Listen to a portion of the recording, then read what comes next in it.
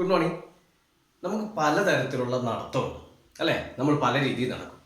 Okay, ചാടും ഓടും ഇഴയും okay, നമുക്ക് ഏത് രീതിയിലുള്ള നടത്തങ്ങളുണ്ടെന്നറിയാം. ഓക്കെ, ആദ്യമായിട്ട് ടിപ്ടോ. ടിപ്ടോ എന്ന് പറഞ്ഞാൽ എന്താ? നമ്മളിങ്ങനെ പതുങ്ങി പതുങ്ങി നടക്കില്ലേ, അതിനിടെ ടിപ്ടോ എന്ന് പറയുന്നത്. അടുത്തത് ലിംബ്.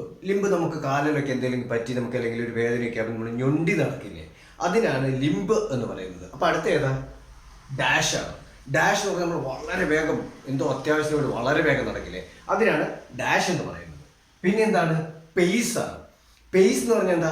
നമ്മളിങ്ങനെ ചില കാര്യങ്ങളെ കുറിച്ച് ആലോചിച്ചിട്ട് എന്താണ് അതെന്ന് പറഞ്ഞ ഒരു കാര്യം പരിസരബോധമൊക്കെ ഇല്ലാണ്ട് അല്ലെങ്കിൽ ആ ആലോചനയിൽ മുഴുകി നടക്കില്ലേ, അതിനാണ് നമ്മൾ പേയ്സ് എന്ന് പറയുന്നത്.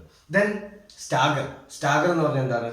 സ്റ്റാഗർ എന്ന് പറഞ്ഞാൽ ആടി നടക്കുക. ചിലപ്പോൾ ഈ നമുക്ക് കാണാൻ പറ്റി ആൽക്കഹോളൊക്കെ കഴിച്ചിട്ട് ചിലവർ ബാലൻസ് ഇല്ലാണ്ട് ഇങ്ങനെ ആടി നടക്കുന്നില്ല, അതിനാണ് സ്റ്റാഗറിങ് എന്ന് പറയുന്നത്. സ്റ്റാഗർ. ഓക്കെ.